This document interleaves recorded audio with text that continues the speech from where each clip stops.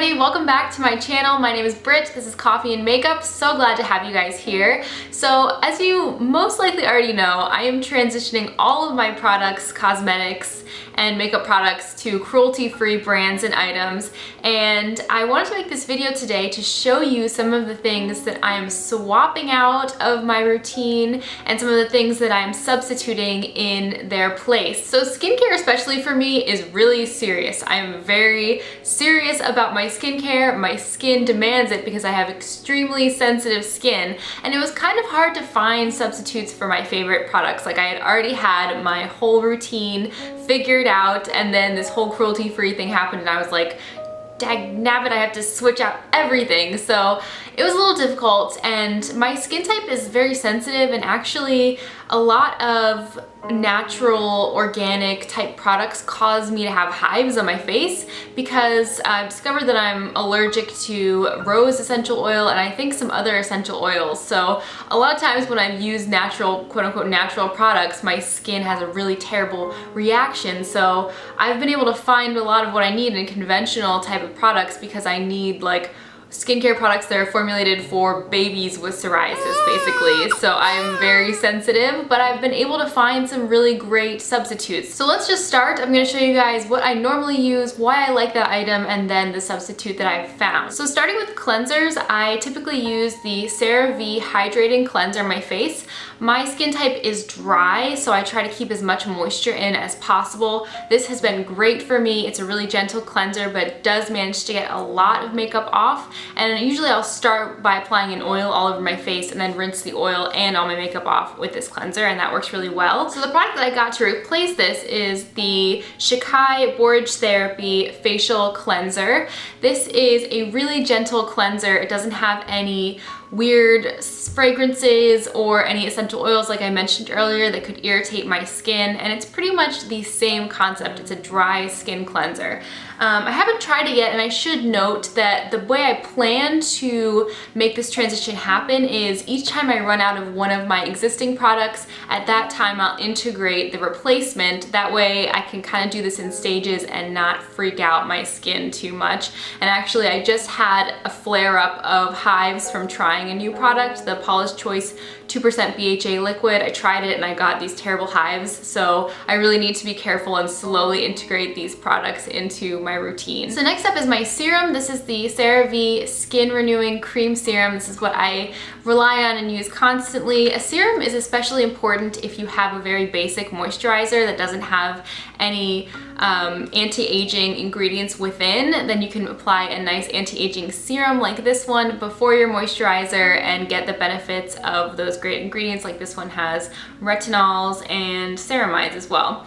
So I love this serum, and the product that I bought to replace it is the Andalou Naturals Fruit Stem Cell Revitalize Serum. Actually kind of similar color concepts here. And I should also mention that the website that I trust the most when I'm looking for skincare products is Paula's Choice Beautypedia. They rate skincare based on how gentle they are for the skin and what kind of ingredients are in those products that make them effective, as well as packaging, because sometimes packaging can render a great product ineffective. Like, you never want to buy anything in a tub where you open it and dip your fingers in each time, because that can really shorten the life of those active ingredients in the product. So anyway, this is the serum I bought. Haven't tried it yet. I will when I run out of this one. Then for moisturizer, I love and consistently rely on the CeraVe Renewing Salicylic Acid Lotion for my nighttime moisturizer. And this contains salicylic acid, which is a BHA exfoliant. It chemically exfoliates your skin, so I wear it while I sleep. It's not great to go out in the sun with an exfoliant, a chemical exfoliant on the skin, so that's why I use it at nighttime. I especially need a chemical exfoliant for my skin because I have something called keratosis pilaris. Anybody else out there? It's really actually very common, and it's just when your pores get clogged with keratin because you produce a little too much keratin than is necessary. So using a salicylic acid or any type of chemical exfoliant can help to kind of smooth out the skin, which when you have keratosis pilaris, it can be quite a bit bumpy.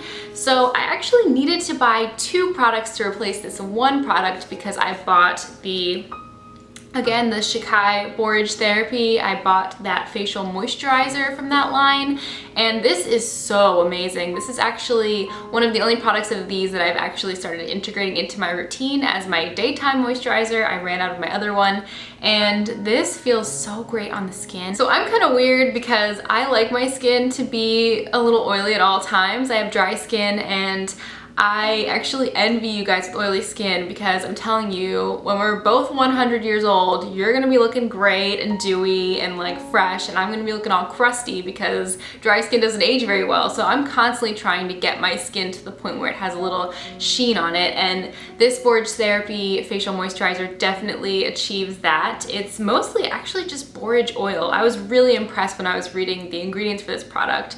It's purified water, and then it just goes in with the oils: borage oil, avocado oil, jojoba seed oil.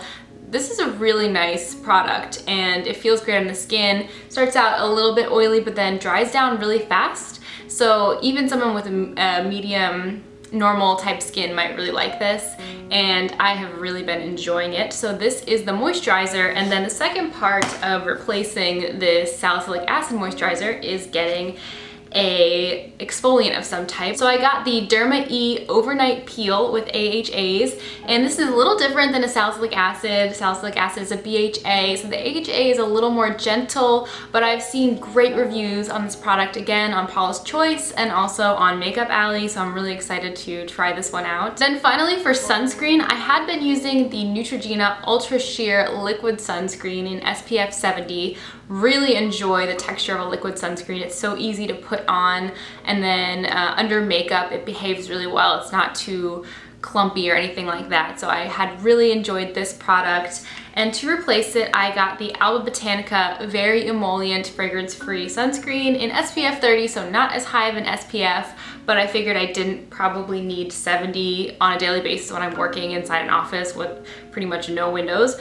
So this has been, I have used this one too, it's been hit or miss. I have to apply with a really light hand and patting rather than rubbing, or else it'll clump up under my makeup and give it a really weird look, and kind of burns my eyes. And of course I need sunscreen around my eyes, especially because the eye area is so sensitive. So I don't know if I'm gonna stick with the sunscreen after it's gone or get a new one, but this is the first one that I tried. This is what I'm currently trying to substitute as my cruelty-free sunscreen. I also have a few body type skincare items. So I had to say goodbye to my Suave Gradual Tanner, the Visible Glow, which I love. I've raved about it in videos, and this is my favorite of all time. It's yellow tone, so it really suits my skin, but unfortunately I ran out and I had to say goodbye. So the cruelty-free alternative that I chose was the Alba Botanica Very Emollient Sunless Tanner, and right away you can see that there's a lot less product in the Alba version, and this is true of a lot of these cruelty-free items.